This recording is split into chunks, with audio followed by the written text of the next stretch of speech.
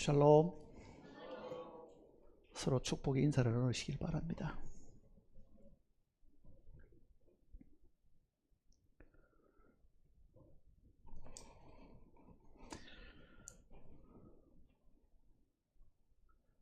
오늘 저녁에는 우리가 만일 구원을 받는다고 하면 어디에서 구원을 받는가, 무엇으로부터 구원을 받는가를 사실 알아야 됩니다. 막연하게 구원을 받는다 그러니까 사람들은 하나님께서 하늘에서 뭐를 손으로 받을 수 있는 어떤 것을 주시는 것처럼, 또 그것을 받으면 마음에 갑자기 기쁨이 있고 갑자기 무슨 큰 변화가 생겨가지고 내가 더 이상 죄 짓지 않는 사람으로 변화가 되는 것처럼 생각하는 사람이 있습니다. 그래서 가끔은 구원받았다고 하는 사람이 죄를 짓는 걸 보면은 내가 아마 구원을 받지 않는 모양이다 이렇게 생각하는 이유는요, 그가 구원이 뭔지를, 또 그가 받은 그 구원이 무엇에서부터 구원을 받았는지를 잘 몰라서 그렇습니다. 구원받는 것은 우리 성격의 변화도 아니고 죄 안 짓는 사람으로 깨끗한 사람이 되는 것도 사실은 아닙니다. 어제까지 죄 짓던 사람이 오늘부터는 나쁜 생각을 전혀 하지 않는, 완전히 죄 안 짓는 그런 깨끗한 사람으로 바뀌는 것처럼 생각하는 사람들도 있지만요, 그런 것은 사실 아닙니다. 그래서 하나님께서 말씀하시는 사람이 구원을 받는다고 하는 것이 어디서부터 구원을 받는가를 먼저 한번 생각을 해 보셔야 됩니다. 히브리서 9장 27절 말씀은 우리가 몇 번 말씀을 찾아서 읽었습니다. 한 번 죽는 것은 사람에게 정하신 것이요 그 이후에는 심판이 있으리니 그랬습니다. 심판이 있으리니. 그러니까 우리가 태어나서 죄를 짓고 정말 하나님 보시기에 형편없는 이 악한 사람들이기 때문에 하나님이 우리를 보실 때는 그 죄 때문에 반드시 죽게 되고 죽고 나서도 벌을 받는다고 말씀하셨습니다. 그러니까 우리가 구원을 받는다고 말을 하면요, 첫째는 우리가 지은 이 죄에서부터 구원입니다.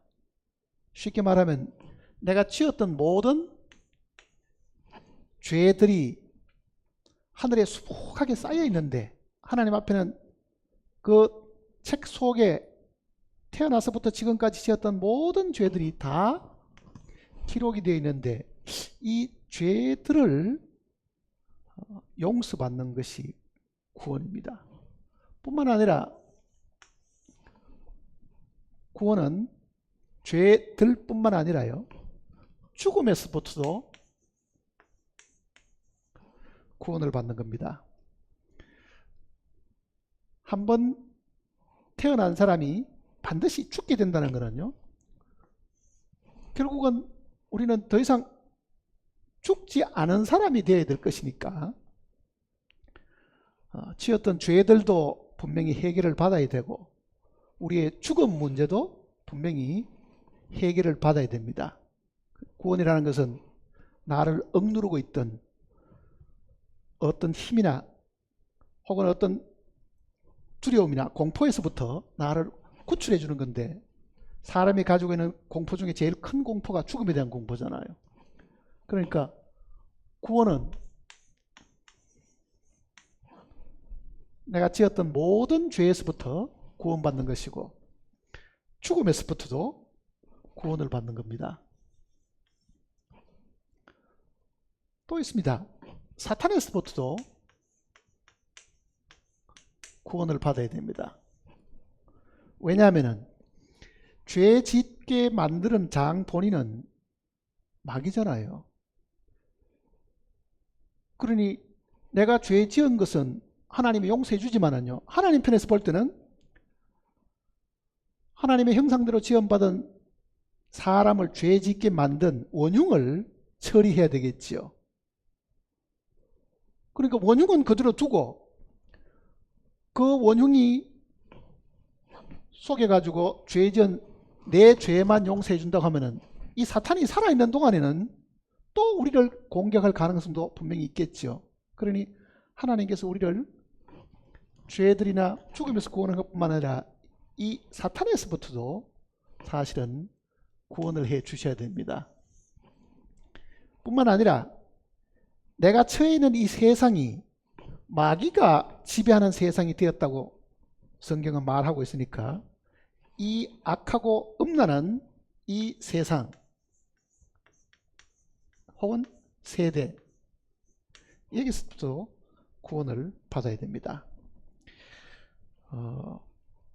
우리는 이 세상에서부터 구원받는다는 말은 이런 이야기입니다. 과거에 유대인들이 이집트에서부터 구출을 받고 나왔는데요. 그때 그네들이 구출을 받은 것은 문인방과 문설주에 피를 뿌려가지고 죽음을 면했습니다. 그 피로 인해 가지고 죄들도 용서받고 죽음에서부터 구출을 받았는데 하나님은 이집트에 있는 모든 신들에게도 벌을 내리셨습니다. 그게 우리가 말하는 사탄이잖아요. 사탄과 그의 이 졸개들이거든요. 뿐만 아니라 그 세상도 망하게 한 거예요. 10가지 재앙을 통해 가지고 완전히 망해버렸으니까 바로의 신하들은 바로왕한테 찾아가지고 왕이여 이 나라가 망한 줄 당신은 모르겠습니까? 이렇게 이야기하잖아요. 그러니까 하나님께서 만일 우리를 구원하신다고 하면은 우리의 죄들 죽을 수밖에 없는 이 죽음 우리로 하여금 죄짓게 만들었던 사탄 이 세상에서부터 다 구원을 해 주시는 겁니다. 그 중에서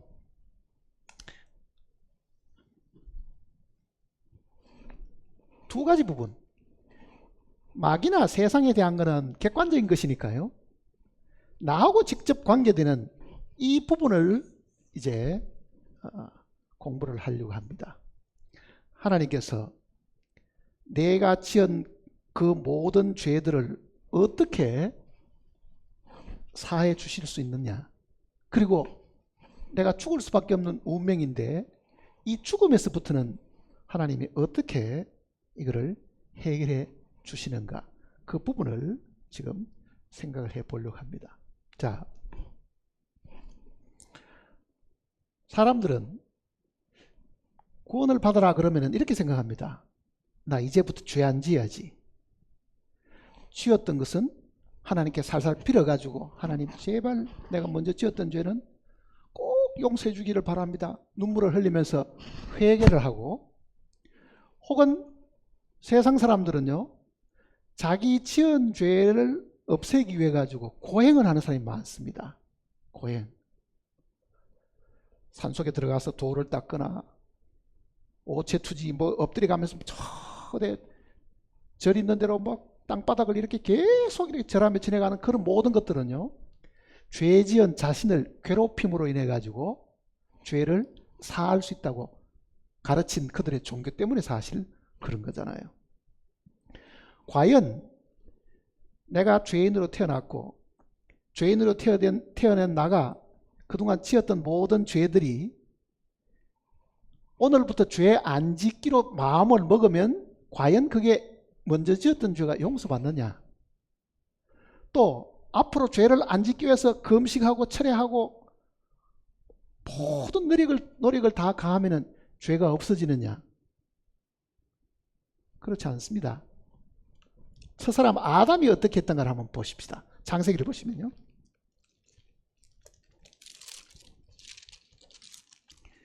창세기 3장입니다.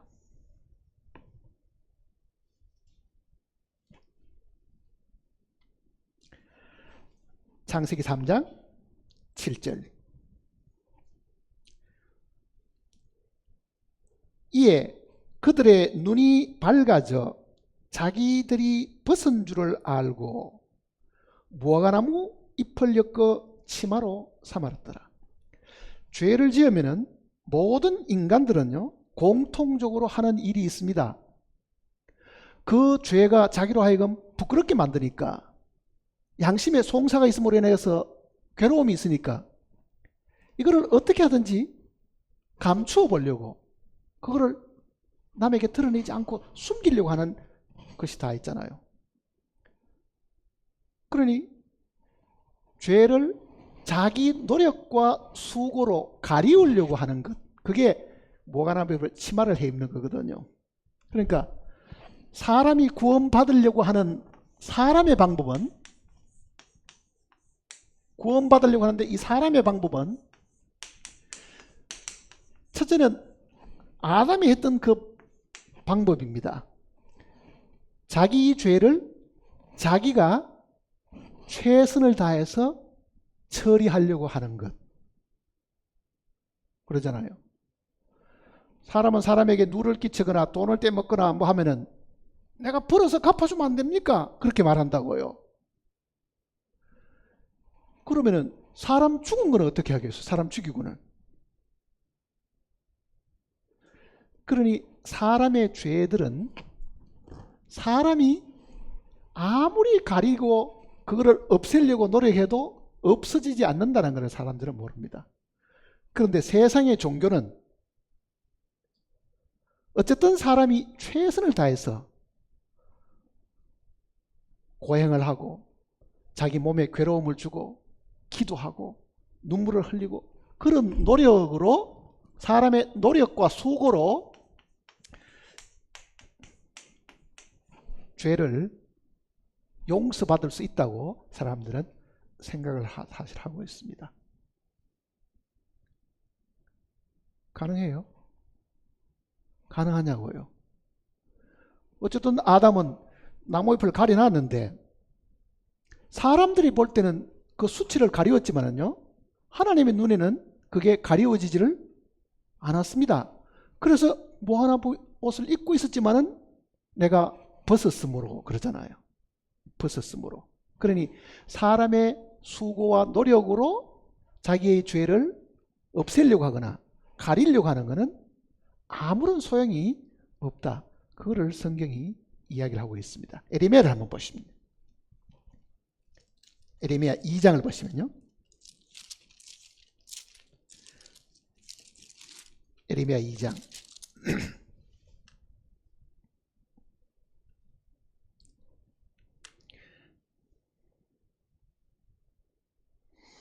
22절입니다. 1051페이지 에레미야 2장 22절 같이 읽어보겠습니다. 주 여호와의 말씀이니라. 내가 잿물로 스스로 씻으며 내가 많은 피누를 쓸지라도 내 죄악이 내 앞에 그대로 있으리니. 과거에는 피누가 만들리기 전에는요, 잿물에다가 빨래를 했습니다. 그런 적이 있었거든요. 자, 잿물에다가 씻든지 비누로 가지고 내 죄를 다 씻어 본다 하더라도 네 죄가 어디 있다 그럽니까? 이 죄들이 어디 있다 그럽니까? 지금 하나님 앞에, 그 말이잖아요. 하나님 앞에. 이거를 먼저 기억을 해야 됩니다. 죄 사함을 받으려고 하면은 내가 태어나서 지금까지 지었던 모든 죄들이 어디에 있는가를 먼저 알아야 됩니다. 사람들은 자기가 지었던 죄가 자기의 기억 속에 남아있다고 생각하지만요, 기억이라는 거는 나이가 많아가지고 노화 현상으로 인해가지고 기억이 쇠퇴하고 심지어 치매가 걸리면은요, 가족도 못 알아봅니다. 지은 죄는 고사하고 가족도 못 알아본다고요. 이 두뇌 속에 하나도 기억을 못하는 그런 경우가 생기면 죄가 없어지는 겁니까? 아니라고요. 치매가 걸려가지고 내가 죄를 하나도 기억을 하지 못한다 하더라도 내가 지었던 모든 죄들은 어디 있다고요? 하나님 앞에 그대로 있다. 그거를 먼저 생각을 해야 됩니다. 그렇지 않으면 죄를 어떻게 해결받는지를 사실 잘 모릅니다. 하나님 앞에 있다. 여기도 분명히 내 죄악이 어디 있다고요? 내 앞에, 즉 하나님 앞에 그대로 있으리니. 자, 내가 지었던 죄는 짓는 순간에 기록은 하나님 앞에 죄의 장부에 다 기록으로 남아있다. 잘 안 믿으시죠? 요한계시록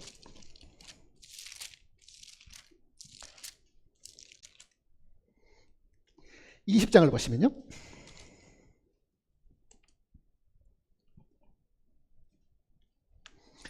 요한계시록 20장 12절입니다.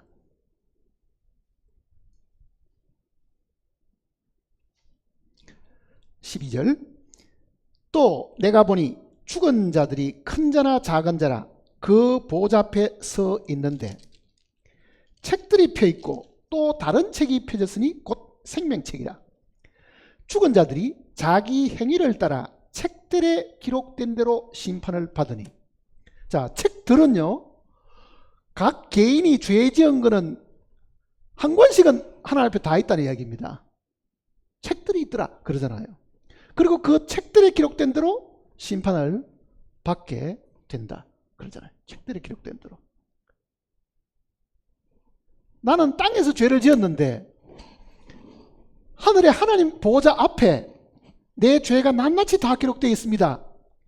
그런데 만일 내가 거기에 기록되어 있는 죄를 그냥 두고 내 양심이 괴로워, 내 머리가 복잡해, 어디 가서 도 닦고 묵상하고 명상을 해야 되겠어, 안에서 그 죄를 싹 다 잊어버리고 혹은 용서됐던 느낌을 가지고 있다 하더라도 하나님 앞에 있는 죄는 어떻게 하겠어요? 내 마음이 편한 것이 죄가 없어지는 게 아닙니다. 죄는 어디에서 사라져야 됩니까? 하나님 앞에 사라져야 되는 거예요. 근데 많은 사람들이 죄 사함 받았는데 나는 왜 여전히 불안하지요? 왜 안 기쁘지요? 그런다고요. 그거는 자기 안에서 죄 사함이 일어나기를 바라고 있는 겁니다. 마음이 갑자기 죄에 대한 죄의식이 없고 양심의 가책이 사라지기를 바라는 것이 구원이라고 생각하지만요, 그게 잘못된 생각입니다.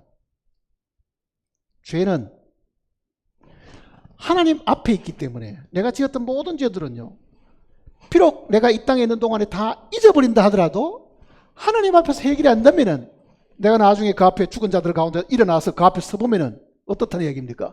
내 죄가 그 앞에 그대로 있다 그 얘기잖아요. 내 죄가 그대로 있다.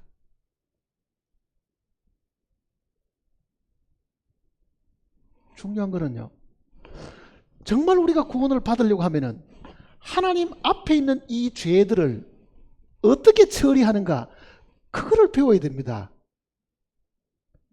로켓 타고 올라가서 하나님 앞에 있는 죄를 어떻게 한번 해결할 수 있겠어요? 하나님 어디 있다고 위성을 타고 올라간다 하더라도 하나님이 계신 처소를 알아야지 뭐 만나든지 하지요. 자, 구원을 받으면 하나님 앞에 있는 내 죄가 사라지게 됩니다. 그거를 이제 우리가 공부를 해야 되는 거예요. 어떻게 그 하나님 앞에 있는 죄의 장부 속에는 이 죄가 사라지게 되는가. 그러니 땅에서 인간적인 노력과 수고와 종교적인 열심과 기도와 헌신, 그걸로 가지고는 절대로 죄가 사해지지 않습니다. 눈물이 하나님 앞에 있는 이 죄를 없애지를 못합니다. 그래서 우리 찬송 중에도 울어도 못하네 눈물만이 흐르고, 울어도 안 된다는 이야기입니다. 우는 그 소리가 하늘에 올라가 가지고 하나님 앞에 있는 이 죄들이 사해지겠느냐고요. 그렇게 안 되지요. 그러니까 아담이 선악과를 먹고 죄 지은 것도 자기가 부끄러운 것을 가리기만 한다고 해가지고 하나님 앞에 있는 죄도 사해지는 것은 아니겠지요. 예레미야 뒤로 넘어가시죠. 13장을 보시면요. 13장 13장 23절입니다.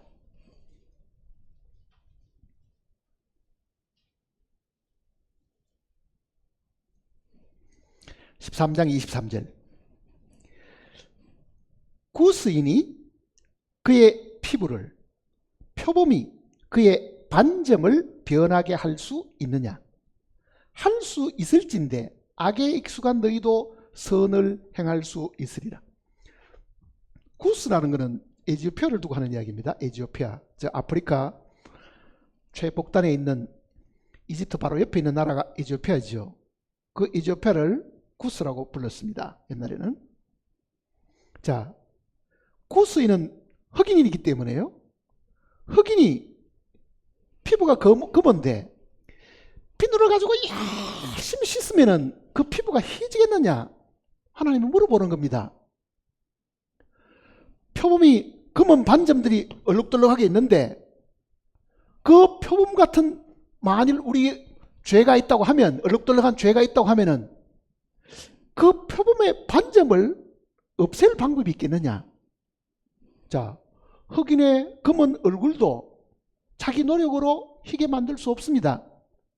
표범도 자기의 검은 반점을 희게 만들 방법이 없습니다. 왜 그래요? 태어나면서 있잖아요. 태어나면서부터. 우리의 죄도 태어나면서 가지고 있는 거거든요. 그러니 이거는 우리가 노력해가지고 사라지는 것이 아니다는 것을 지금 이야기해 주는 거예요. 자, 어제까지 말씀 들으면서 마음에 정말 나는 하나님 앞에 이게 이뤄진 죄인이고 정말 내가 영원한 벌을 받을 수밖에 없고 사망의 선고를 받고 하나님의 심판을 받을 수밖에 없는 죄인이라는 걸 사실 알았다 하더라도요, 그 사실을 안 그 순간부터 그러면 내가 어떻게 하지? 마음을 정해가지고 나 오늘부터 정말 죄 안 져야 되겠어.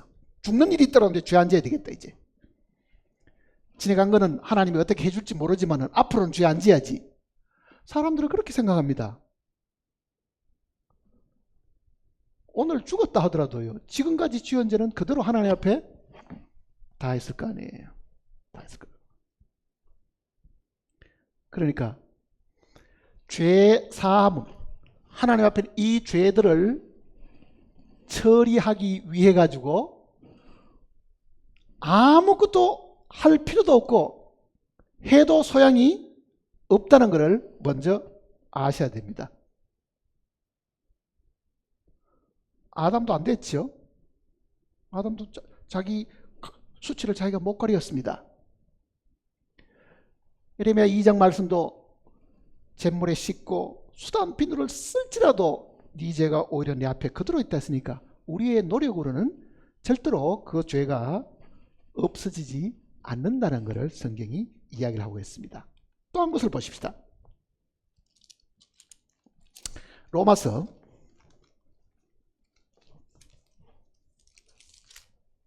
3장입니다. 사람들은 한 가지 또 생각해낸 게 있습니다. 그러면 하나님이 하지 말라는 율법을 잘 지키면 될 거 아닌가? 그렇게 생각하죠. 로마 3장 한번 보세요. 20절입니다. 3장 20절. 그러므로 율법의 행위로 그의 앞에 어렵다심을 얻을 육체가 없나니 율법으로는 죄를 깨달음이니라.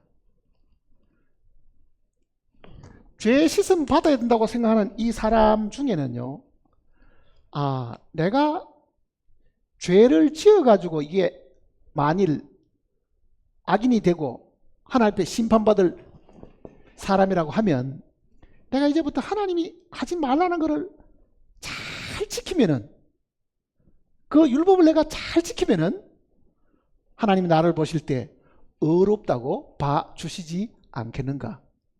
우리는 어제 십계명도 공부를 했고 유대인들은 율법이 자그만치 613가지나 있다고 그랬습니다. 그런 율법을 내가 매일같이 지키면 어떻게 되느냐? 이 지키면 내가 하나님 앞에 의롭다함을 얻을 것이다. 이게 이 지구상의 모든 종교인들이 지금 그렇게 생각하고 있습니다. 살인하지 말라, 살인 안 해야지. 간음하지 말라, 간음 안 해야지. 나는 십계명 있는 거는 다 지켰어. 그런데 내가 왜 지옥을 가야 되느냐?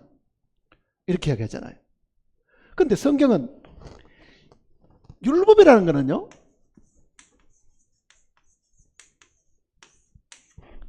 사람이 지킬 수가 없다는 걸 이야기하는 겁니다. 그리고 하나님이 처음 율법을 주실 때의 그 율법은 우리로 하여금 지키면 좋지만은요, 못 지키잖아요. 그런데 사실은 하나님이 율법을 주신 목적은 어디 있느냐?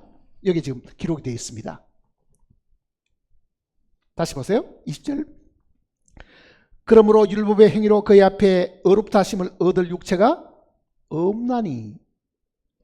율법으로는 뭘 한다고요? 죄를 깨닫는다. 율법은 우리에게 죄가 있음을 지적해 주는 겁니다. 살인하지 말라 하는 말은 네가 살인자다는 것을 가르쳐 주는 것이지, 듣는 그 사람이 이제부터 살인 안 해야지 지키라고 사실은 처음 주신 것이 아니다, 그 얘기잖아요. 왜? 사람은 지킬 수가 없거든요. 사람이 율법을 지킬 수 없는 이유는요, 율법이 있기 전에 우리로 하여금 죄를 지적해 주는 것은 양심이라 그랬잖아요. 그 양심 속에 틀렸다, 잘못됐다 이렇게 지적해 주는 것도요, 똑같은 그 잘못을 그 다음에 또 한다고요. 왜 그렇습니까? 잘못을 알고도 또 잘못을 하는 거는요, 지적해 주는 그 양심은 우리로 하여금 죄 안 짓게 해주는 능력이 사실 없습니다. 양심의 기능은 죄만 지적해 주는 겁니다. 죄가 있다는 것만 가르쳐 주는 거잖아요. 율법도 기능이 뭐 하는 거라는 이야기입니까?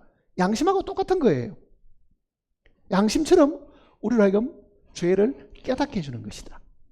그렇다고 해서 그 십계명이 어느 날 나로 하여금 거짓말 안 하게 해준다든지, 도둑질 안 하게 해준다든지, 살인을 하지 않는 사람으로 능력을 주시는 못한다는 거잖아요. 그러니 사람들이 생각하는 구원의 방법은 자기 수고와 노력, 그리고 율법을 지켜가지고 하나님 앞에 의롭다함을 얻으려고 하는, 이것이 사람의 방법입니다. 근데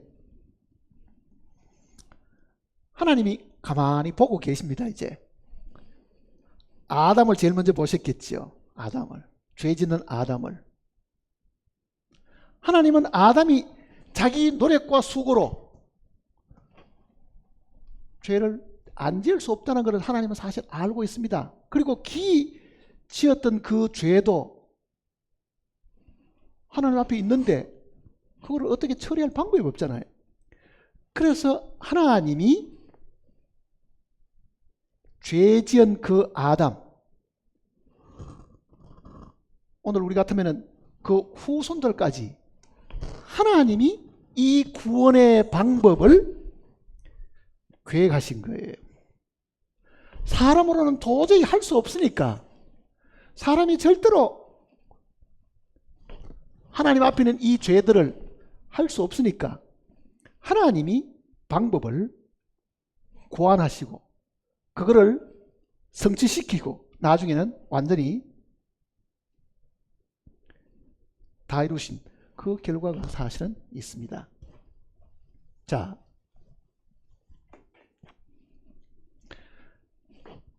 구원은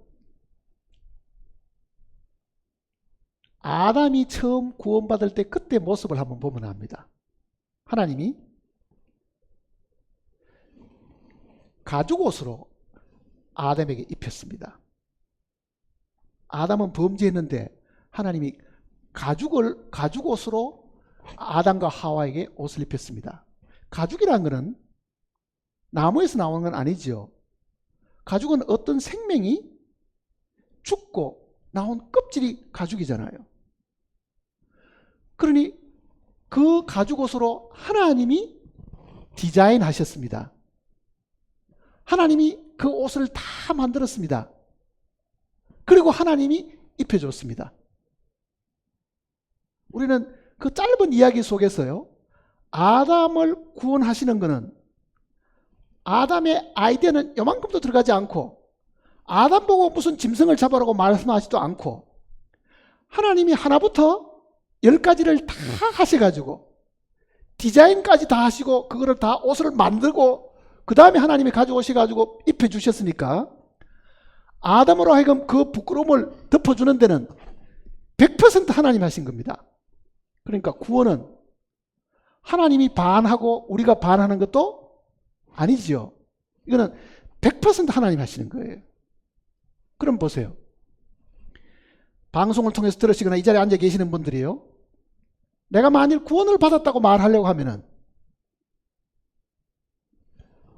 내 노력과 수고는 단 1%도 그 속에 들어있지는 않아야 됩니다. 구원받았습니까? 물으면요, 예, 어떻게 구원받습니까?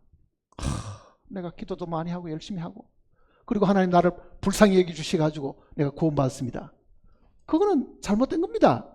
그런 구원은 없습니다. 내 울음 반, 하나님이 나를 불쌍히 여기는 거 반 합쳐가지고 구원받는다? 그런 게 없다고요. 이게 많은 기독교인들은 그렇게 생각합니다. 하나님이 회개하라 그랬으니까 나는 금식기도 하면서 많이 울었고 그 울음을 보시고 하나님이 나를 긍휼히 여기셔가지고 내가 구원받았다. 가짜입니다. 그거는요. 그런 구원 없어요. 그러면 아담을 100% 구원받게 하시는 이 하나님이 이 구원의 계획을 세우시겠지요. 사람에 대한 구원의 계획을 하나님은요, 사람을 만들기 전에 이 계획을 사실은 세우셨어요. 하나님이시니까 사람이 만들어서 타락할 것까지는 하나님이 다 알고 계신 거죠. 신약성경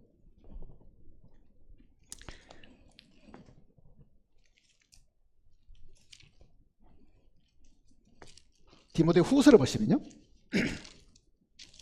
디모데 후서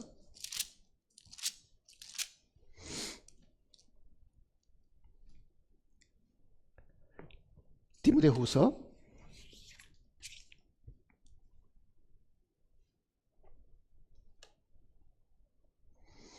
1장 9절입니다. 1장 9절. 하나님이 우리를 구원하사 거룩하신 소명으로 부르심은 우리의 행위대로 하심이 아니요 우리가 율법을 지키거나 우리가 금식하거나 철회하거나 그런 행위로 하신 것이 아니고, 그 얘기입니다. 그 다음 보세요. 오직 자기 뜻과 영원 전부터 그리스도 예수 안에서 우리에게 주신 은혜도랍니다. 자기 뜻과 그러죠. 이게 계획입니다. 하나님의 뜻, 계획. 하나님이 사람을 구원하시고자 하는 계획과 뜻이 먼저 있었습니다. 자, 어떤 뜻이 있는가 한번 보세요. 그 앞으로 디모데 전서를 보시면요, 디모데 전서 하나님의 뜻이 뭔지를 한번 보세요. 2장 4절입니다.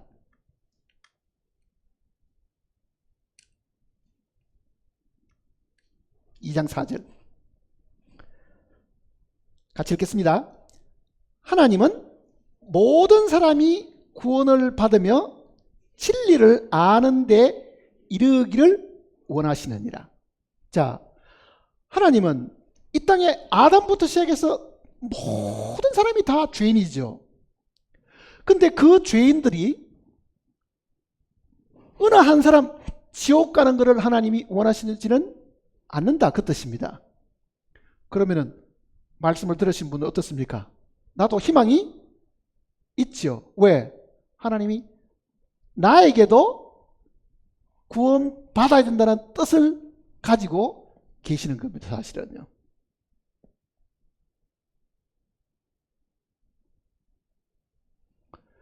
의인은 없나니 하나도 없다. 성경 그렇게 되어 있거든요.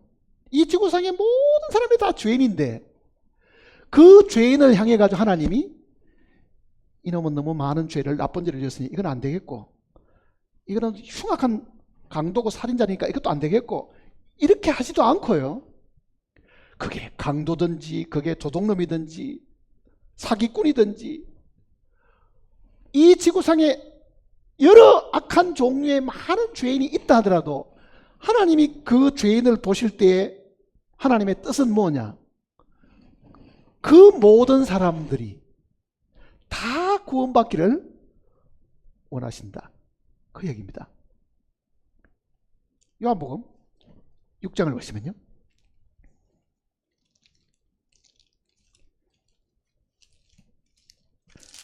요한복음 6장 40절입니다.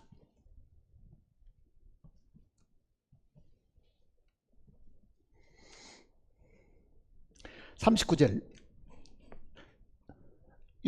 6장 39절 먼저 보십시다. 나를 보내신 이의 뜻은, 즉 예수님을 이 땅에 보내신 하나님의 뜻은 그 말입니다. 내게 주신 자 중 내가 하나도 잃어버리지 아니하고 마지막 날에 다시 살리는 이것이니라. 내 아버지의 뜻은 아들을 보고 믿는 자마다 영생을 얻는 이것이니 마지막 날에 내가 이를 다시 살리리라. 자, 하나님의 뜻은요, 아무도 멸망치 않고 다 구원받는 겁니다. 사실은요. 그게 하나님의 뜻이라고 얘기 되어 있잖아요. 하나도 잃어버리지 아니하고 마지막 날에 하나님이 다 부활시키는 그 일이 하나님의 거룩하신 뜻입니다. 자, 우리는 가끔 하나님에 대해서 오해하는 부분이 있습니다. 하나님은 죄지면 지옥 보내는 분이야. 모두가 하나님은 다 무서운 분으로 기억하고 있습니다. 하나님은 두렵고 하나님은 굉장히 근엄하게 생겨가지고 죄인을 뚫어지게 바라보고 죄인은 반드시 지옥 가도록 하는 그런 하나님으로 사실 우리가 알고 있죠. 그건 하나님에 대해서 사람들이 오해하고 있는 부분입니다. 자, 실제 하나님 마음이 어떤가? 또 한 것을 찾아보시면요. 에레미야 애가라는 데를 한번 보세요. 에레미야 애가. 페이지는 1147페이지입니다. 1147페이지.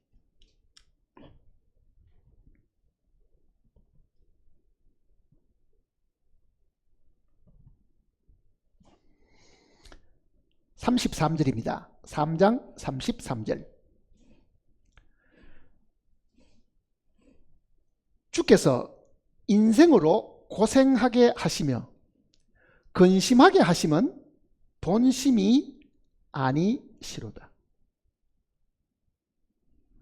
그러니 사람이 이 땅에서 고생하고 많은 온갖 근심이 있는 것은 죄로 인한 것이지, 자업자득으로 사람이 그렇게 스스로 만든 것이지, 그게 하나님이 그렇게 만들어 놓은 것이 아니라는 이야기잖아요.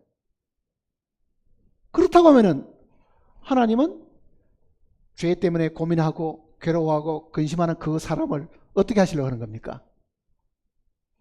구원하시려고 하는 거잖아요. 그래서 모든 사람이 구원을 받으며 진리를 아는 데 이르기를 원하십니다. 그게 지금 하나님의 뜻입니다. 자, 여기서 지금 우리가 한 가지 기억해야 될 것이 있는데,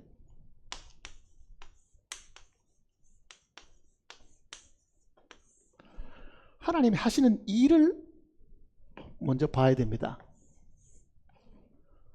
하나님이 어떤 일을 하시는가? 우리 죄인을 위해서 만일 하나님이 일을 하신다고 하면 하나님이 어떻게 일하시는가? 이 부분을 먼저 한번 살펴봐야 됩니다. 이사야서 33장을 보시면요. 이사야 33장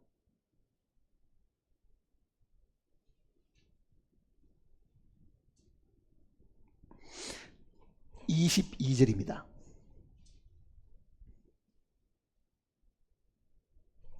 22절. 대저 여호와는 우리 재판장이시며 여호와는 우리에게 율법을 세우시는 이요 여호와는 우리의 왕이시니 그가 우리를 구원하실 것입니다. 누가 구원한다고요? 하나님이 구원하시죠. 구원하실 분은 사람 중에는 아무도 없습니다. 하나님이 우리를 구원하시는데, 구원자이신데 하나님이 하시는 일이 뭐냐? 첫째는 여호와는 하나님의 이름이라 그랬죠. 여호와는 뭐라 그랬습니까? 재판장이시오. 그럽니다. 재판장이시오. 여호와는 또 율법을 세우신 자. 그건 입법자라는 뜻이잖아요. 율법을 세웠으니까 입법. 여호와는 왕이시니 그랬습니다. 자, 이거를 잘 한번 보세요. 하나님이 재판장이시기도 하고 하나님은 법을 제정하신 분이시기도 하고 그 얘기입니다. 이 내용을 야고보가 신약성경 야고보 사도가 지금 인용했는 구절을 한번 다시 보십시다. 야고보서 보시면요. 야고보서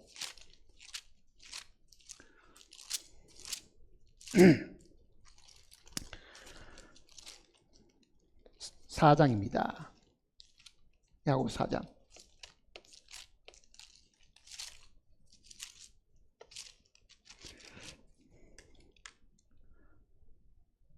(12절) 같이 읽어보겠습니다. 입법자와 재판관은 오직 한 분이시니 능히 구원하시기도 하며 멸하시기도 하시느니라. 자, 입법자와 재판관 한 분이다. 그러니까 재판관이 따로 있고 법을 정하는 분이 따로 있는 게 아니고 하나님이 법도 만들고 하나님이 재판도 한다. 그러죠. 그럼 한번 보세요. 내가 심판대표 쓰면은 하나님은 재판장으로 나를 다루시겠죠. 재판장으로 다루실 거라고요. 그러면 하나님이 재판하시는 분인데 그 앞에 내 죄의 장부가 이만큼 쌓여 있습니다. 그러면 하나님이 재판하실 때에 어떻게 하셔야 되는가? 우리는 이렇게 생각합니다. 기도할 때 하나님, 내가 어제 실수로 거짓말을 했는데 하나님 용서해 주십시오. 하나님, 내 기도를 들었습니다. 가만히 듣고 있다가 며칠을 그 음식으로 기도하니까 하나님이 너무너무 처근하고 불쌍해서 아이고, 그래, 저는 죄를 용서해 줘야 되겠다. 기도했더니 하나님이 그렇게 나를 불쌍하게 보셔가지고 용서해 주시면 좋다고 생각해서 한번 들어보세요. 그렇게 용서해 주시면 정말 하나님께 고맙다고 생각해서 손 들어보세요.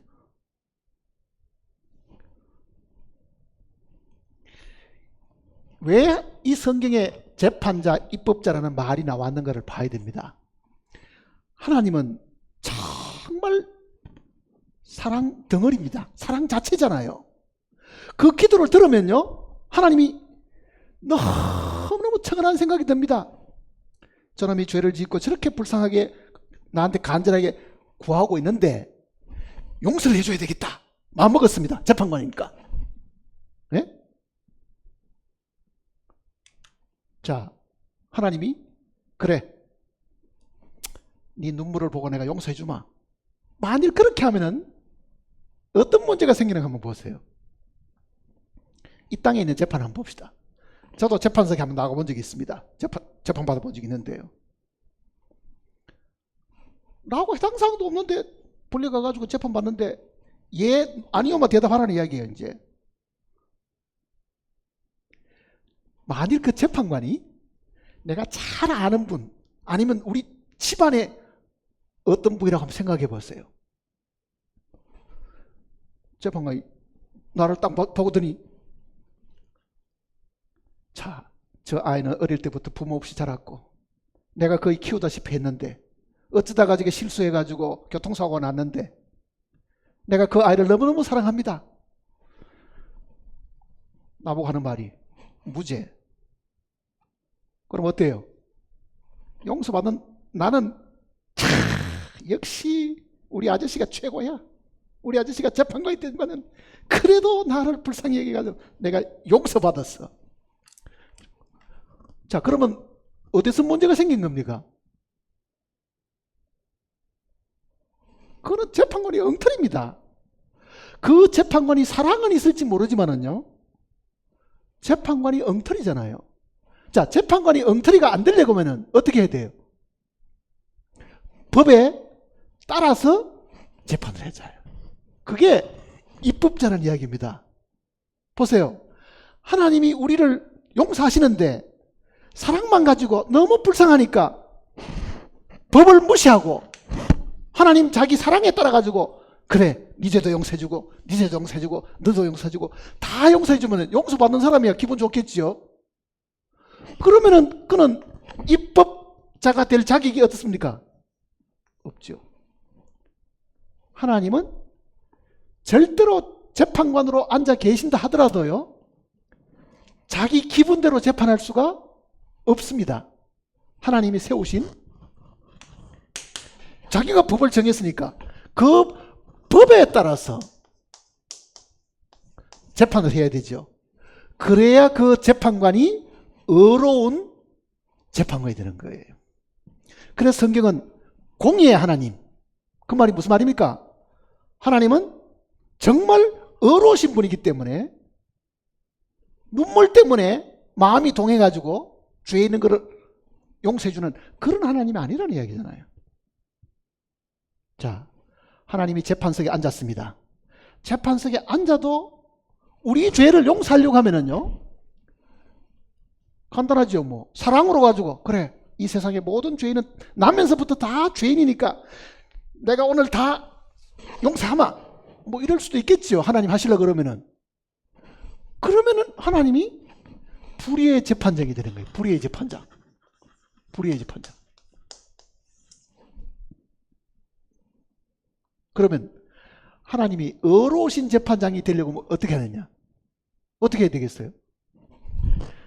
자기가 법을 정했으니까 자기가 정한 법은 자기가 지켜야 올바른 재판관이 될 거 아니에요. 그렇죠? 그러면은 하나님이 죄인을 향해 가지고 어떤 법을 제정하셨는가? 그걸 우리가 한번 살펴볼 필요가 있죠. 어떤 법을, 자, 죄인은 하나님 앞에 서면은 하나님이 법의 기준은 뭐냐? 범죄하는 그 영혼은 죽으리라. 죽음.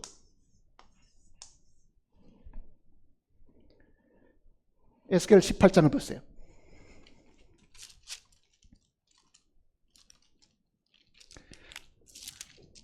에스겔 18장 1174페이지입니다.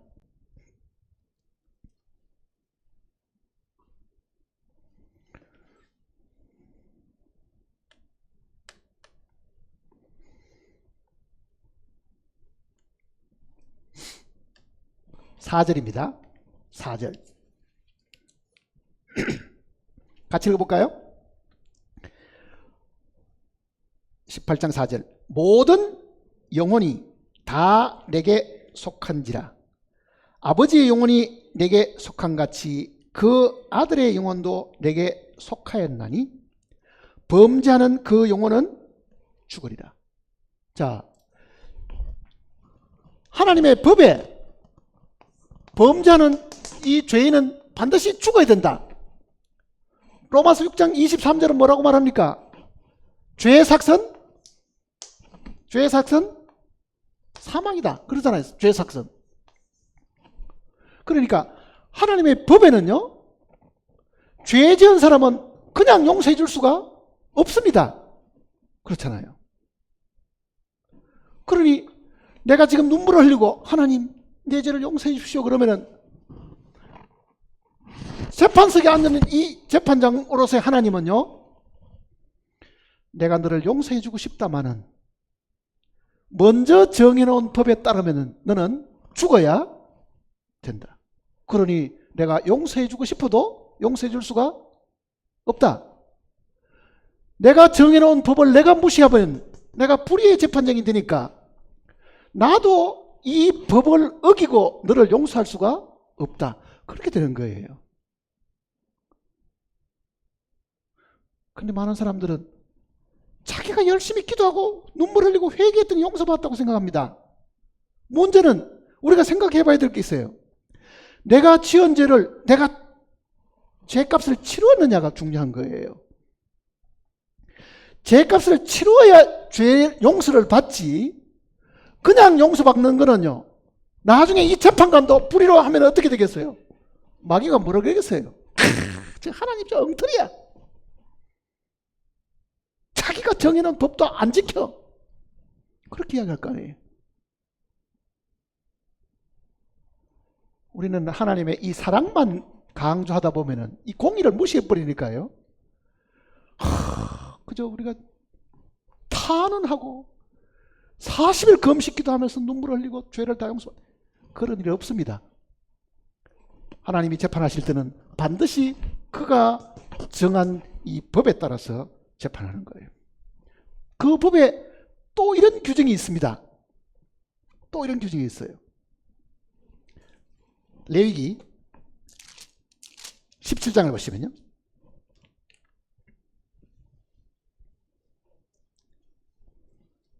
레위기 17장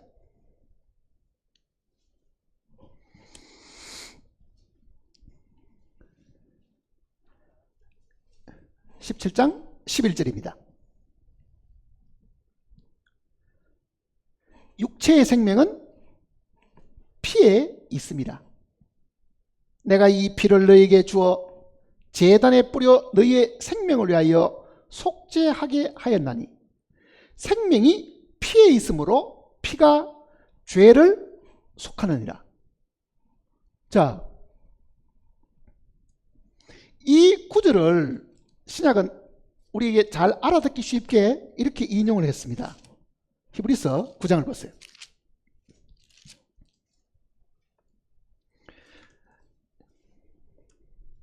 히브리서 9장 362페이지입니다.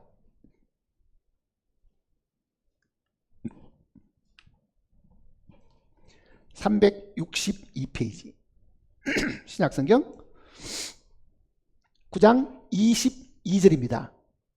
자, 같이 읽겠습니다. 율법을 따라 그의 모든 물건이 피로서 정결하게 되나니 피 흘림이 없은즉 사함이 없느니라. 자, 하나님의 법에 레위기 17장 말씀은 육체의 생명은 피에 있다 그러잖아요. 이 피를 너에게 주어 제단에 뿌려 우리의 죄를 속하게 하나님이 법으로 정해놨지요. 그게 법이잖아요. 법으로 정해놨잖아요. 그러니 히브리서 9장 22절은 피 흘림이 없은즉, 피 흘림이 없다면 어떻다고요?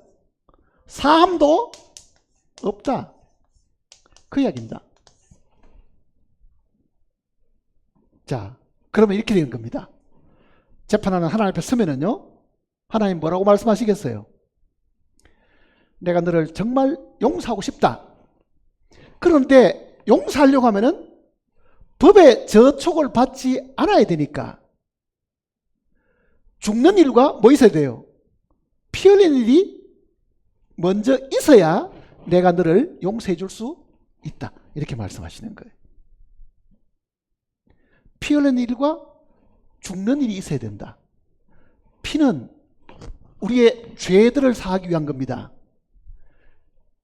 죽는 일은 주님의 죽으심으로 우리가 죽음 문제가 해결되는 겁니다. 한 사람이 모든 사람을 대신하여 죽었은즉 모든 사람이 죽은 것이라. 내가 죽을 거를 주님이 대신 죽으셨다는 뜻이거든요. 자, 그럼 보세요. 정말 하나님은 우리 죄를 사하시는 분이십니다. 시편 89편을 보십시다. 89편.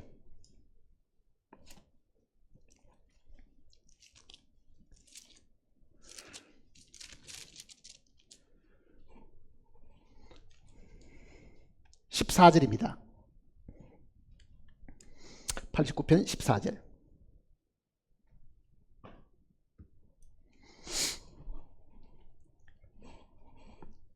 같이 읽어볼까요?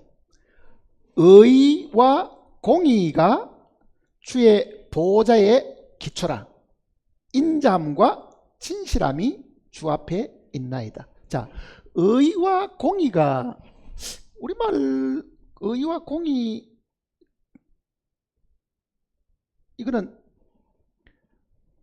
앞에 있는 의는 영어로 하면 righteousness입니다. righteousness.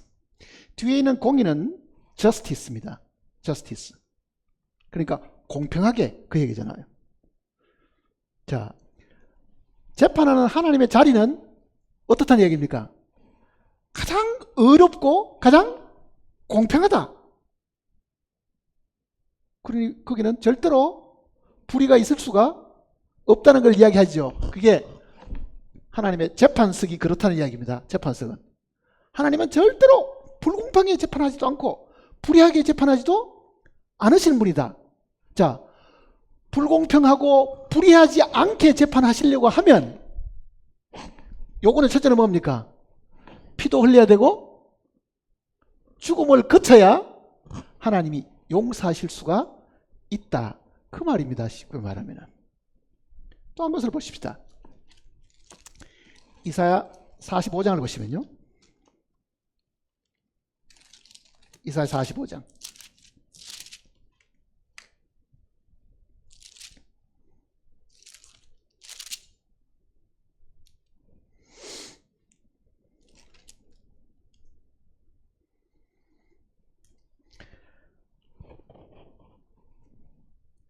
(21절입니다) 21절. 너희는 알리며 진술하고 또 함께 의논하여 보라. 이 일을 옛부터 듣게 한 자가 누구냐? 이전부터 그것을 알게 한 자가 누구냐? 나 여호와가 아니냐? 나 외에 다른 신이 없나니 나는 공의를 행하며 구원을 베푸는 하나님이라. 나 외에 다른 이가 없다. 자, 하나님이 우리를 분명히 구원하십니다. 구원은 하지만은 공의대로 구원을 하지 마음에 내키는 대로 구원하시는 분이 아니다. 그 얘기잖아요. 나는 공의를 행하며 구원을 베푸는 하나님. 그러니 우리가 그저 하나님이 사랑이시다는 걸 생각해가지고요, 하나님 사랑이 너무 많으니까 나 뭐 거짓말 한번 했는 건 하나님이 그저 눈 감아주고 아이고 됐다 뭐 이렇게 용서받을 수 있다고 생각하면 큰 착각이라는 이야기잖아요. 그런 일은 절대로 없습니다. 자, 그럼 어떻게 하셔야 되겠어요? 하나님이 가만히 이제 보고 계시는 거죠. 하나님도 자기 법에 저촉을 받지 않고 가장 정의롭고 불의를 행하지 않고 가장 공평하게 죄를 용서하시려고 하면 피 흘리는 일도 있고 죽어야 되는 일도 있으니까 그렇잖아요. 뭐 죽음이나 사망 같은 이야기지만은 이 둘을 행할 수 있는 사람들 중에서는 찾을 수가 없었습니다. 왜? 모든 사람은 죄 짓는 게 자기 직업이잖아요. 본능적으로 죄를 짓잖아요. 그러니 인간들 가운데 인간을 대신해서 피 흘리고 죽을 수 있는 존재가 아무도 없으니까 하나님이 어떻게 계획하시냐면요, 내가 지은 사람이고 내 형상대로 지음받았고 내가 그네들을 사람을 만들 때 목적을 가지고 있으니까 내가 죽고 내가 피 흘리는 길을 찾아야 되겠다고 생각하신 거예요. 하나님. 내가 저 사람들을 구해야 되겠다. 다른 사람에게 시키지 않고. 왜? 피 흘리고 죽는 것은 하나님의 법의 요구지요. 이 법의 요구를 먼저 들어주려고 하면 사람 가운데 아무도 없으니까 하나님이 사람이 되셔가지고 이 땅에 오셔가지고 대신 죽으시고 피 흘리시려고 계획을 세우신 겁니다. 그게 하나님이 창세전에 가지고 계셨던 계획이라고요. 그게 하나님 뜻입니다. 하나님이 사람 되지 않는 한 이 지구상의 모든 사람은 다 죄인이기 때문에 죄인이 죄인을 대신해서 죽을 수는 없잖아요. 죄 없는 분은 하나님밖에 없어지잖아요. 하나님이 사람 되시려고 계획하셨다. 그게 이 성경의 비밀입니다. 구약은 바로 그 내용을 기록하고 있는 거예요. 하나님이 사람이 되셔가지고 오시는데 언제 오시면 되겠느냐? 어디에 오시면 되겠는가?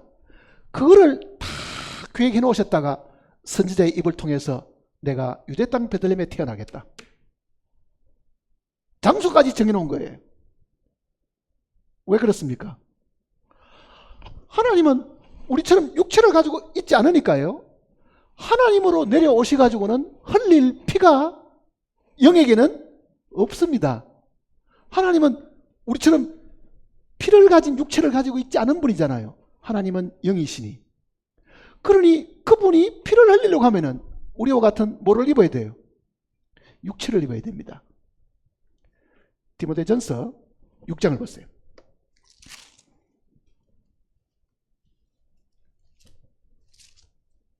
디모데전서 6장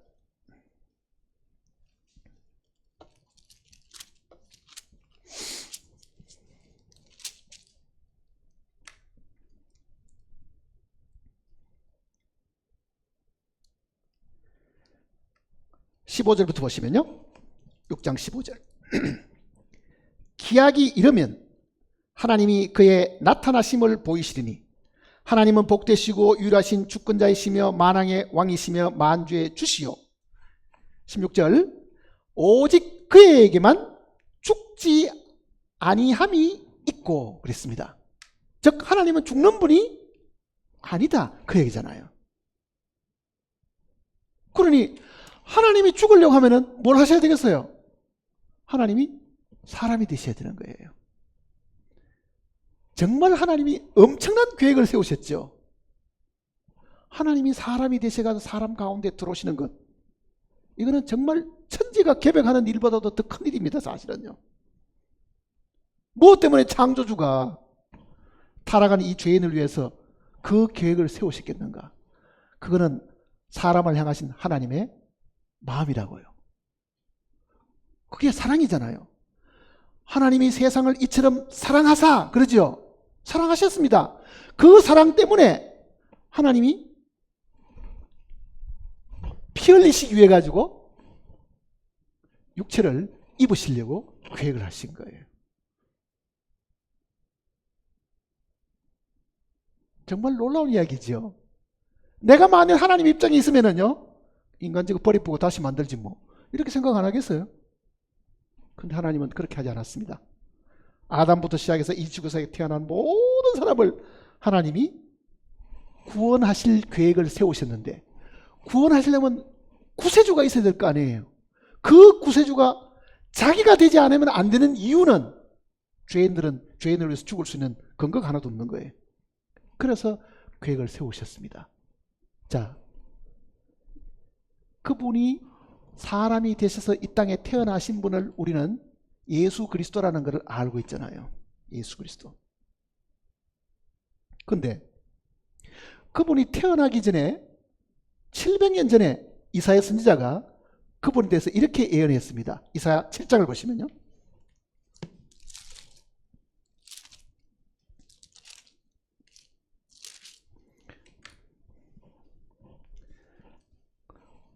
이사야 7장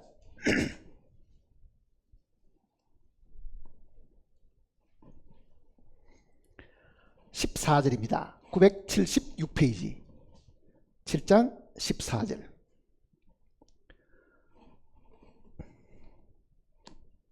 그러므로 주께서 친히 징조를 너희에게 주실 것이라. 보라, 처녀가 잉태하여 아들을 낳을 것이요 그의 이름을 임마누엘이라 하리라. 자, 예수님이 탄생하기 700년 전에, 이 이사야 선지자는 700년 전의 사람입니다. 하나님께서 그 앞에 아브라함을 통해서도 이야기하시고 선지자를 통해서 계속 이야기해 오시다가 이사야 선지자를 통해 가지고는요, 하나님이 사람의 몸을 입고 이 땅에 태어나시는데 그것도 처녀의 몸, 동정녀의 몸에서 태어나시게 된다. 그걸 예언해 주신 거예요. 700년 전에. 근데 여기 보면은 임마누엘 그러죠. 임마누엘. 임마누엘이라는 말은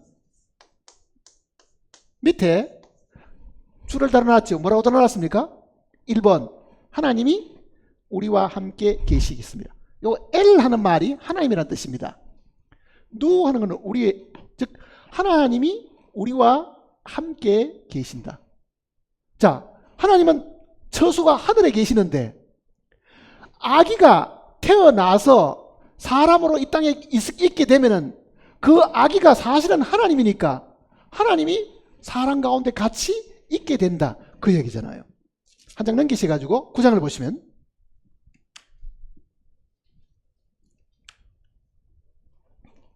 (6절입니다) 9장 6절. 이는 한 아기가 우리에게 낳고 한 아들을 우리에게 주신 바 되었는데 그의 어깨는 정사를 메었고 그의 이름은 기묘자라 모사라 전능하신 하나님이라 영존하시는 아버지라 평강의 왕이라 할 것입니다. 자, 처녀가 낳게 되는 그 아이는 누구라는 이야기입니까? 여기 보면은 전능하신 하나님, 영존하시는 아버지라 그러잖아요.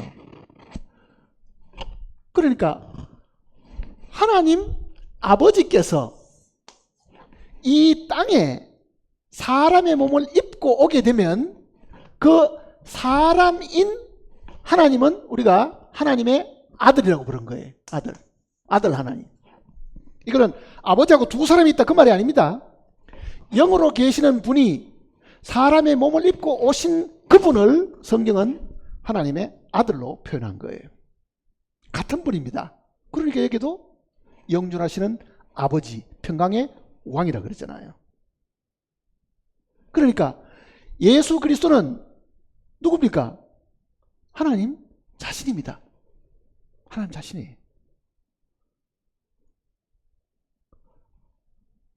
그러니까 구약 이 긴 시간 동안에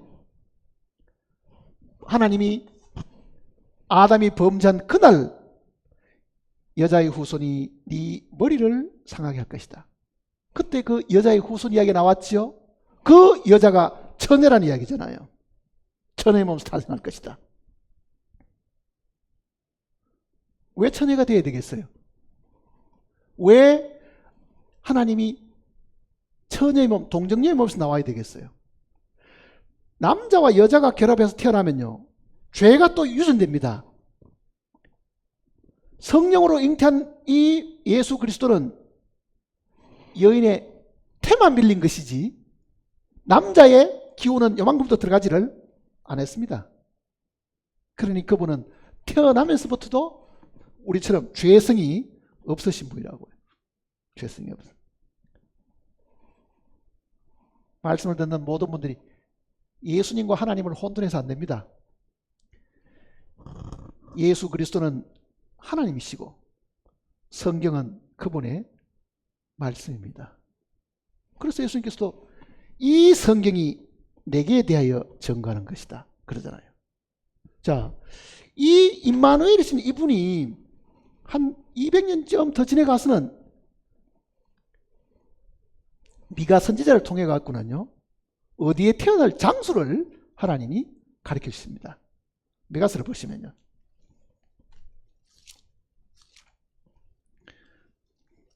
미가서 페이지는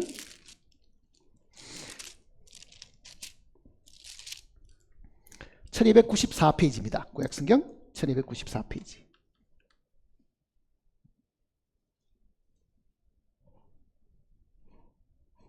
1294페이지.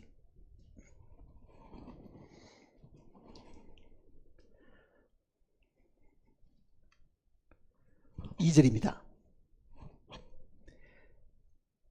베들레헴 에브라다야, 너는 유다 족속 중에 작을지라도 이스라엘을 다스릴 자가 내게서 내게로 나올 것이라.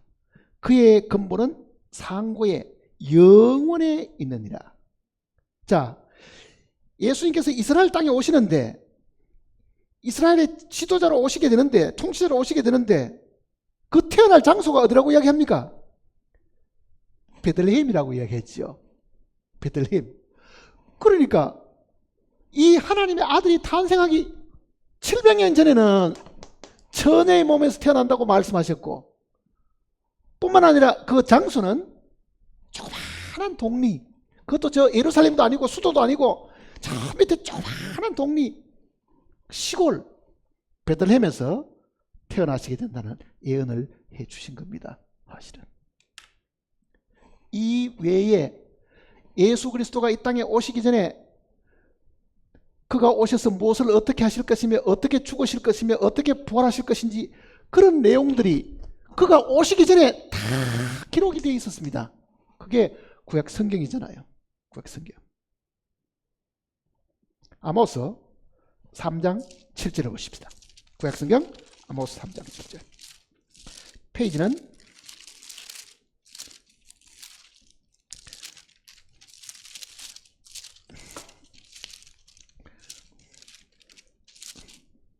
1276페이지입니다.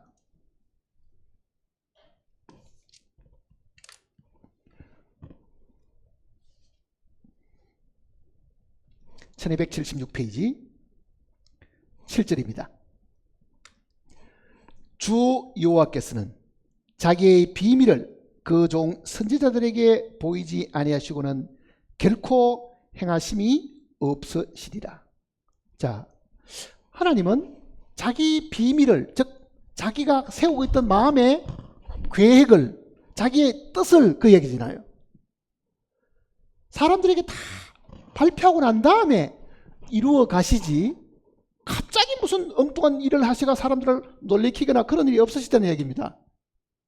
그러니 예수 그리스도가 이 땅에 오시기 전에도 구약의 이 선지자를 통해서 다 예언을 해 주셨고, 그 예언에 따라서 예수 그리스도가 유대 땅 베들레헴의 처녀의 몸에서 태어나셔가지고 그가 하나님으로 이 땅에 계시는데, 우리처럼 육신을 입다 보니까 하나님이 육신 속에 계시면서 축소가 된 그런 모습으로 이 땅에 계시면서 하나님이 자기 일을 하시려고 한 겁니다.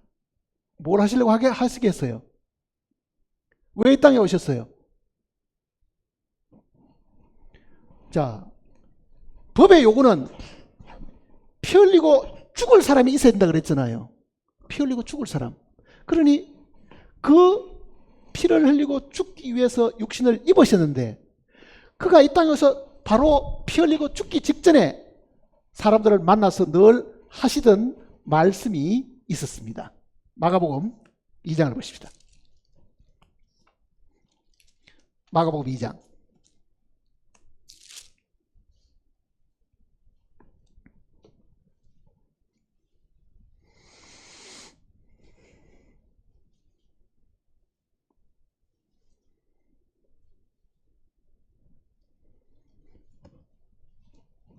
마가복음 2장 10절입니다. 마가복음 2장 10절. 같이 읽어볼까요? 그러나 인자가 땅에서 죄를 사하는 권세가 있는 줄을 너희로 알게 하려 하노라 하시고. 자, 인자는 예수님이 자기를 두고 하는 말입니다. 내가 본래는 하나님으로 저 하늘에 있는 사람, 있는 분이었지만은 사람을 위해가 내가 사람의 몸을 입었다. 그러니 내가 지금 사람의 아들이 되었는데, 내가 무슨 권세를 가지고 있다고요? 죄를 사하는 권세가 있다. 자, 죄 사하는 권세는요, 재판장에게 있는 겁니다. 본래 하나님이 가지고 있는 거잖아요. 재판장이 뭐라고 이야기합니까? 무죄! 그러면 그날로 무죄가 되는 겁니다.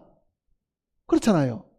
이 죄 사하는 권세가 재판장이신 하나님이 가지고 계시던 권한인데, 그가 사람의 몸을 입고 이 땅에 왔을 때도 여전히 뭐라는 이야기입니까? 죄 사하는 권세를 가지신 하나님의 재판장이시다. 그 이야기잖아요.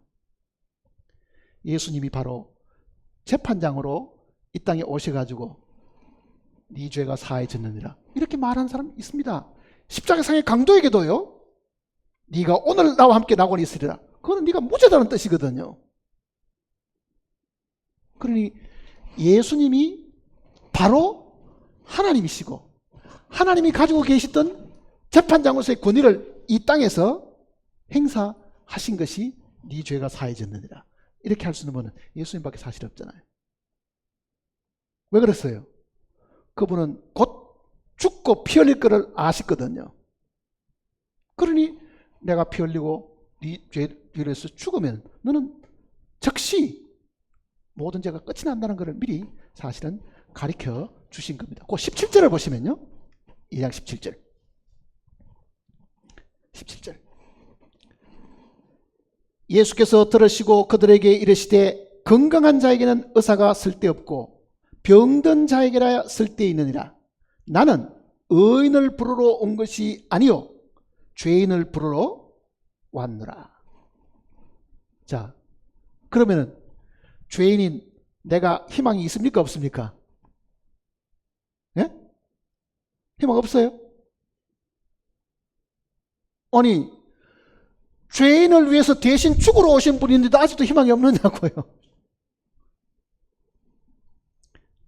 디모데전서 1장을 보세요. 디모데전서 1장. 죄인인 사람은 이 소식을 들으면요, 이제 나도 살았다 이제. 그렇게 반겨야 됩니다. 사실은요. 왜?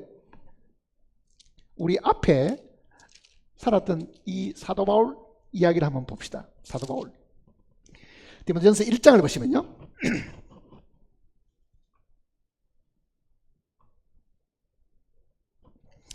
1장 15절입니다. 15절. 미쁘다는 말은 무슨 말입니까? 정말 믿음직하고 신실한 말이다. 그 뜻입니다. 모든 사람이 받을 만한 이 말이요. 이 땅에는 모든 죄인들이 받을 만한 이 말입니다. 그리스도 예수께서 죄인을 구원하시려고 세상에 임하셨다 하였도다. 죄인 중에 내가 괴순이라. 사도 바울은 자신이 죄가 너무너무 많다고 생각하는 사람입니다. 바로 하나님이 사람의 몸을 입고 이 땅에 오신 것은 죄인을 구원하러 오셨는데, 내가 가만히 생각해 보니까 나 같은 죄인은 희망이 생겼다. 그 말이죠. 쉽게 말하면은. 만일 그분이 안 오셨으면은 내가 내 죄 때문에 벌 받고 지옥 가면 되는데, 내가 벌을 받지 않고 내가 용서받고 나는 지옥의 그 화를 면하게 되는 그런 상황이 된 것은 미쁘다 모든 사람이 받을 만한 이 말이요. 그리스도 예수께서 죄인을 구원하시려고. 예수님이 왜 오셨습니까? 목적은 한 가지밖에 없습니다. 죄인을 구원하시려고.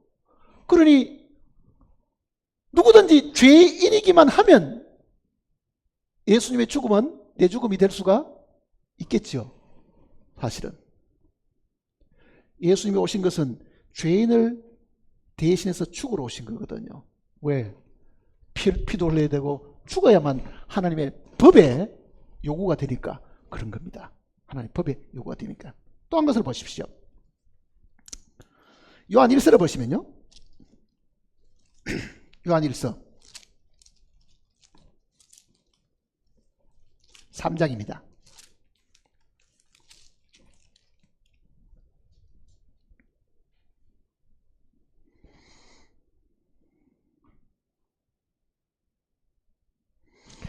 오절을 같이 봅시다.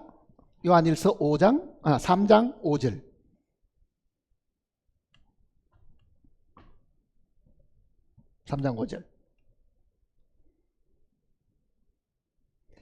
그가 우리 죄를 없애려고 나타나신 것을 너희가 아나니 그에게는 죄가 없느니라. 자, 예수님이 이 땅에 오신 것은 뭐 때문에 오셨다고요?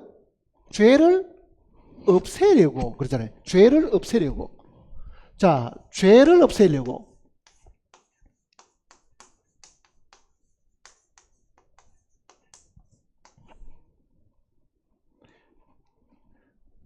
이 없앤다는 요 같은 단어가요.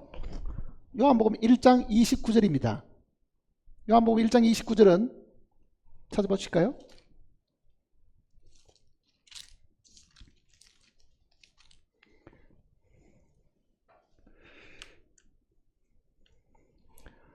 (1장 29절)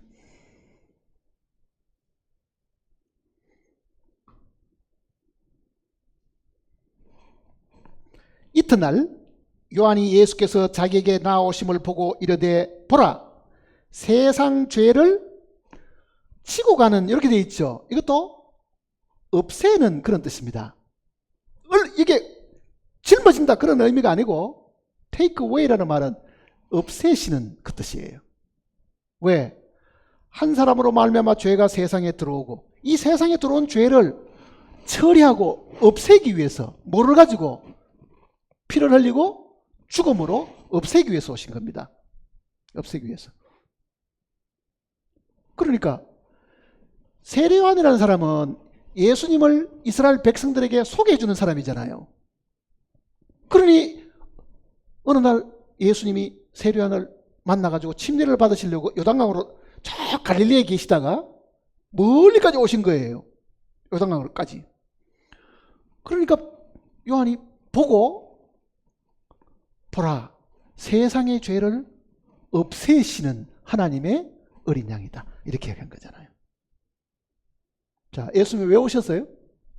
세상의 죄를 없애러 오신 분입니다. 예수님의 목적은 한 가지밖에 없어요. 세상 죄를 없애기 위한 것이다. 세상 죄는 어떻게 없어집니까? 피 흘림이 없은 적 사함이 없다. 피 흘리러 오셨다 그 얘기잖아요. 피 흘리러 오셨다. 죽으시러 오셨다.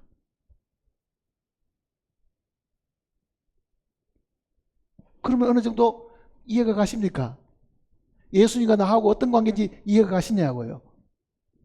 이 예수님과 나하고 관계가 정확해야 됩니다.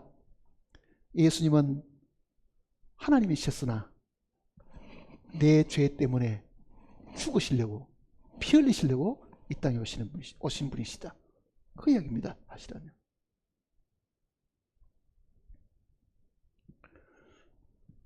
또 한 곳을 보십시다. 디모데전서 2장입니다. 디모데전서 2장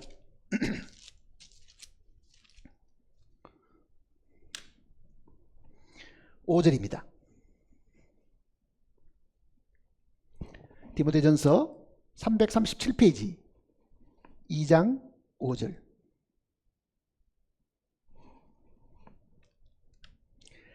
하나님은 한 분이시요 또 하나님과 사람 사이의 중보도 한 분이시니 곧 사람이신 그리스도 예수라. 자, 하나님과 사람. 자, 하나님이 계시고 사람이 있다고 하면은 사람은 육신을 가졌고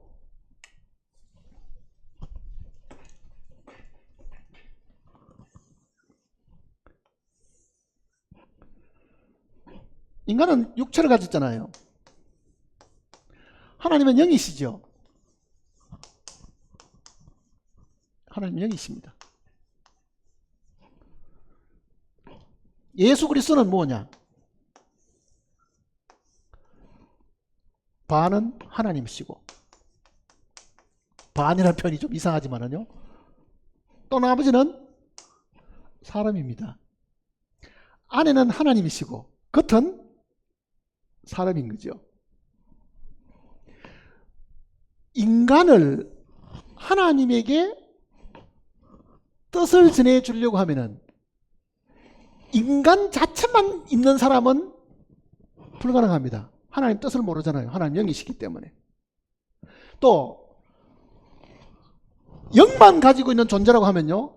사람의 입장을 모르겠죠. 사람이 고생하고 괴로워하고 답답한 걸 모르겠죠. 그러니 예수님이 이 땅에 계시는 30년 동안은 인간의 모든 고통과 어려움과 시련을 다 경험하셨습니다. 그러니 사람이시고 하나님이시기 때문에 그분이야말로 사람을 하나님께 설명할 수 있고 하나님을 사람에게 제일 정확하게 알려줄 수 있는 분이시다, 그 뜻입니다. 그러니까 이 땅에 계시는 동안에 안에는 하나님이시고 겉은 사람이니까 육신만 보는 사람 눈에는 그가 하나님으로 안 보이고 뭐로 보였습니까? 사람으로만 보였죠. 그런데 오병이어 물고기 5마리, 보리떡 5개, 물고기 2마리 가지고 5,000명을 먹이고 하는 그 기적은요, 그가 만일 순수한 사람이었다고 하면 그건 불가능한 이야기예요. 바다 위를 풍랑이 있는데도 걸어가시잖아요. 만일 그분이 그저 목수의 아들이었다고 하면요, 그거는 불가능한 이야기예요. 그러나 그 속에는 창조주 하나님이 그 속에 계신 거죠, 사실은. 그러니 그 창조주의 능력을, 기적을 통해서 이따금씩 계속 보이시고 죽은 사람도 살리기도 하고, 나사로 같은 경우도 무덤에 있는 나사로에게 나오라 살리잖아요. 그거는 하나님이 그 속에 계시기 때문에 가능한 겁니다. 그러니까 예수님은 사람 대신 누구라는 얘기입니까? 하나님이시다. 그렇죠. 사람 대신 하나님이시다. 그가 오셔가지고 십자가에 달렸습니다. 힘이 없어가 달린 게 아닙니다. 십자가에 매단 사람들을요, 그 순간에 말 한마디로 다 기절시킬 수 있는 능력을 가지고 계셨지만은, 그는 오신 목적이 피 흘리시고 죽으시기 위해서 오셨기 때문에요. 모든 걸 다 참으신 거예요, 사실은요. 모든 걸 다 참으셨잖아요. 그래서 그는 십자가에 달리시기 전에 많이 맞기도 하고, 채찍에 맞고 피 흘리고, 그리고 십자가에 달리시갖고는 7마디 말씀을 사실 하셨습니다. 7마디. 그 말 속에 그가 이 땅에 오신 목적이 그게 다 드러나 있습니다. 그게 어떻게 성취되어 있는가? 그 중에 6번째 말씀은 다 이루었다 그러잖아요. 다 이루었다. 뭘 다 이뤘겠어요? 그가 이 땅에 오셨던 그 목적을 다 완성합니다. 뭐를? 피도 흘리시고 죽으시잖아요. 피는 우리의 범죄들, 죽음은 죄인이 맞이해야 될 결과를, 이 두 부분을 다 해결하신 거죠. 예수님의 피 흘리심은 내가 장차 받을 그 하나님 앞에는 이 죄들에 대한 심판이거든요. 죽음은 죄인이 죽는 그 죄의 결과로 죽는 그 죽음을 해결하신 거라고요. 이 두 가지를 다 해결하신 거죠. 그러면 보세요. 한 번 죽는 것은 사람에게 정하신 것이요, 그 이후에는 심판이 있으리니, 죽음과 심판은 주님의 예수 그리스도의 죽음을 통해 가지고 사실은 끝이 나버렸잖아요, 사실은요.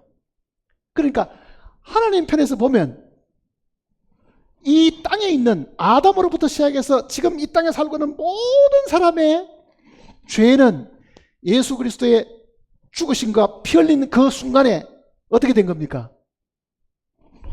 하나님의 요구를 들어드렸죠. 그 요구가 뭡니까?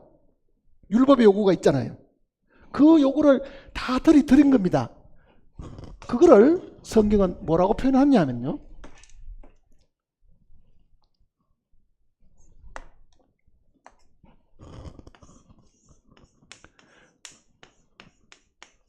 이렇게 해야 돼요. 앞에 구속 이런 겁니다. 구속. 자, 속한다는 말은요, 이거는 돈을 주고 산다는 뜻입니다. 값을 치르고 대가를 치르고 되찾는다는 뜻이 들어있어요. 예수 그리스도께서 피를 흘리시는데 그 피를 하나님 앞에 이제 갖다 드렸습니다. 그러니 그 구속은 2000년 전에 있던 일이고요. 우리가 구원받는 거는, 우리가 말하는 구원은요, 이 구원이라는 거는 이미 2000년에 이루어진 그 사실을 내가 지금 듣고 하나님이 다 해놓으신 사실을 내가 믿는 겁니다. 그 믿을 때 그 구원이 나에게 주어지는 거죠. 그러니까 이루어진 이 사실을 우리가 전하려고 하는 거죠.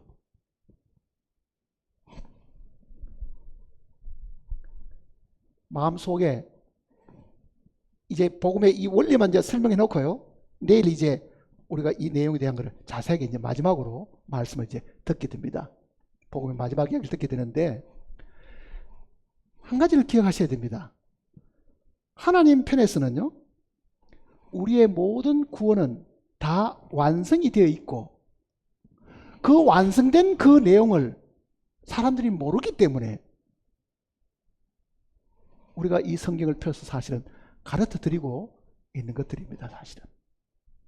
근데 어떻게 하나님의 마음을 만족하게 하셔가지고 우리가 지금 죄의 사함을 받고 내 죄가 용서받았다고 확신할 수 있느냐? 그거는 내일 마지막 날 이제 다 말씀을 드리겠습니다. 만일 시간을 제한을 받지 않는 것 같으면은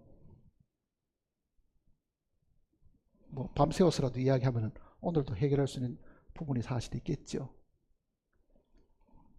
제가 전하고 싶은 이야기에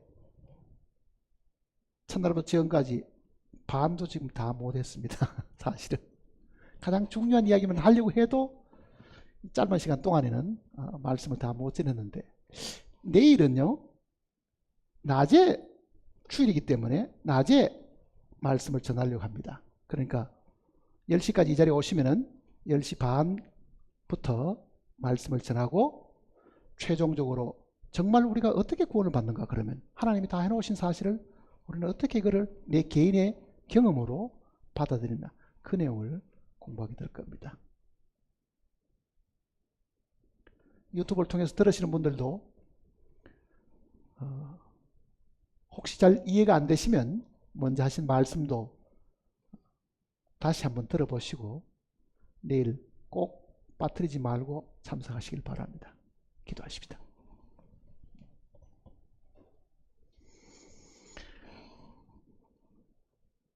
아버지 하나님, 참으로 우리는 하나님의 이 놀라운 이 구속의 사역을 잠시 전해 들었습니다. 하나님께서 정말 벌레와 같은 우리를 위해서 하나님이 친히 사람이 되어서 이 땅에 오셔가지고 죽으시고 피 흘리셨다는 그 사실을 알게 되었습니다. 이것이 우리를 향하신 하나님의 사랑이요, 정말 우리를 건지고자 하시는 하나님의 뜻이었습니다.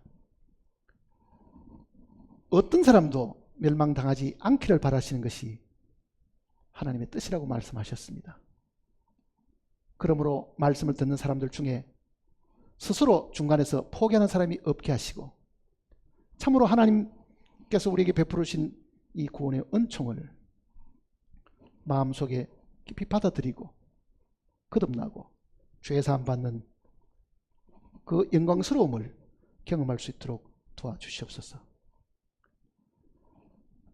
말씀을 듣는 심령들 마음을 주님께서 붙들어 주셔서 들은 바 그 말씀을 마귀가 다 삼키지 않도록 지켜줄 것을 간구드립니다. 정말 옥토에 떨어진 씨앗이 되어서 결실함을 분명히 볼 수 있도록 주님 지켜주시옵소서. 우리를 늘 사랑하시고 지켜주시는 주 예수님의 거룩하신 이름으로 간절히 기도드립니다. 아멘. 마치겠습니다.